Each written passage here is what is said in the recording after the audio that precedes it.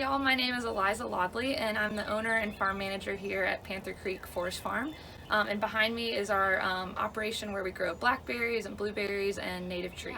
So we also host beehives here with a friend of ours, and we support pollinators as much as we can. So we try not to use pesticides and we grow as many native plants as we can.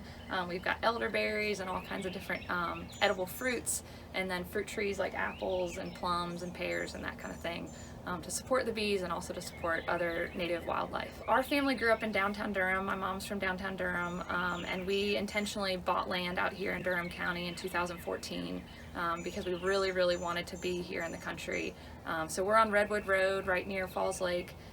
For us, it's really important because we get to be outside as a family. We get to support habitat, we get to support streams and clean water. So everything we do on the farm is focused on supporting that habitat and the initiatives out here to support the country way of life. So I would say overall I'm pretty disappointed as a Durham resident by the decision to expand development out in this part of the county. Growing up, downtown Durham was pretty abandoned, I'll say. Downtown Durham, Main Street, a lot of boarded up businesses and places where we could have had smarter development. And so for me, I've always wanted to see affordable housing and density in the downtown area, in the urban kind of boundary.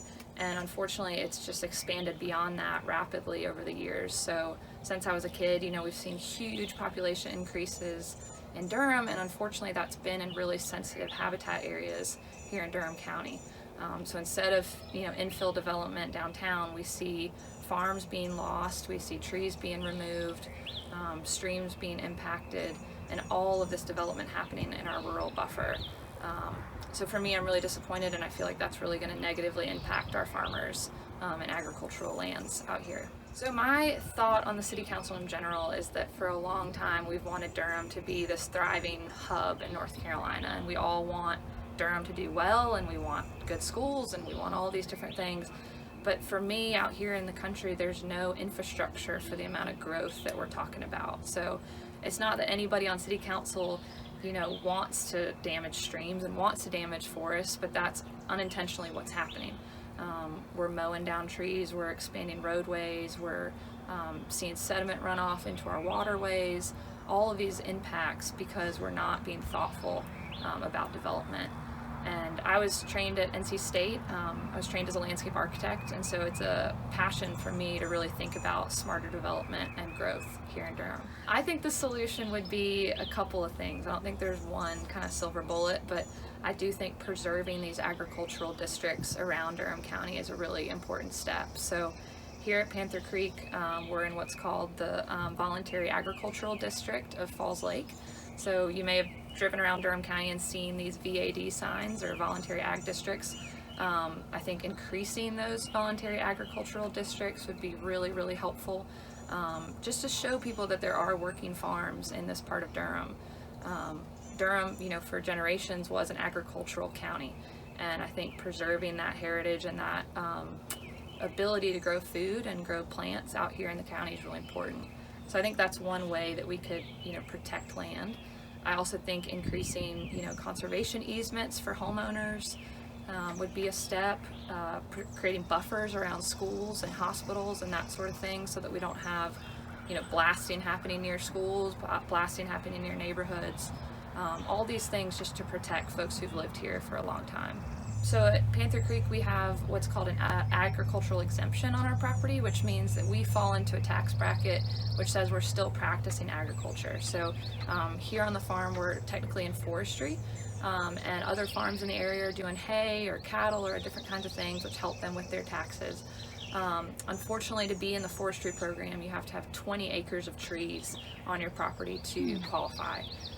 To be in an agricultural category or a horticultural category, you have to have 10 acres of productive land in agriculture. So you're talking pretty big farms who can dedicate that kind of space.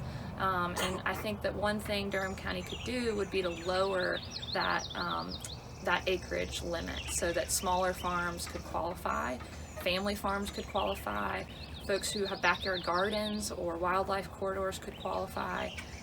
Just to help folks with these really burdensome tax brackets once you get into, for example, a farm butting up against a development. because we're going to be losing a lot of farms if we keep paying these really high property taxes on these smaller family farms. Part of our mission here at the farm is to keep 20 acres in trees. One, because it keeps us in forestry, which helps with our property taxes, but two, because it does help with limiting sediment runoff and that kind of thing into Falls Lake. So right behind us is Panther Creek, and then Panther Creek runs into Falls Lake.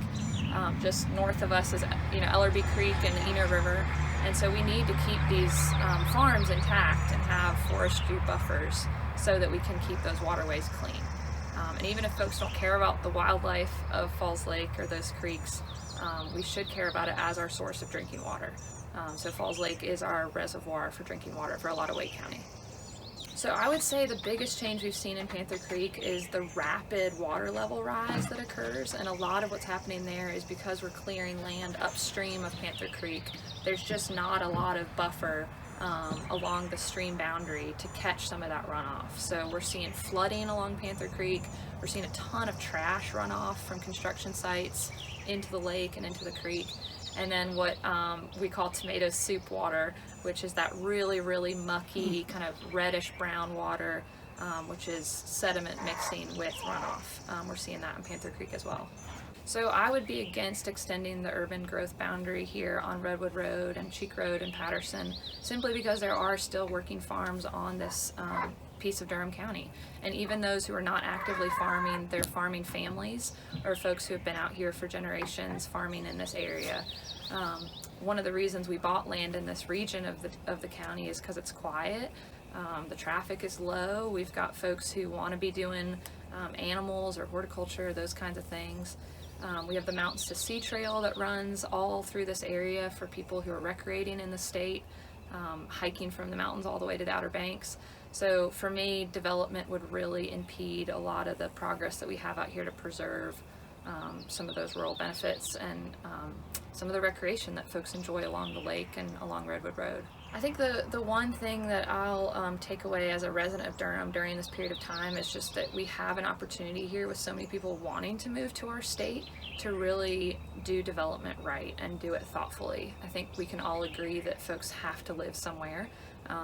We need to have more affordable housing so that we can have folks move into this area, but I think that we really need to be thoughtful about how fast we rush into these decisions and how quickly we just take money from outside developers who don't have an interest in our community and aren't willing to give back to our community. So I would say that if we could be more thoughtful and really slow down, that would go a long way.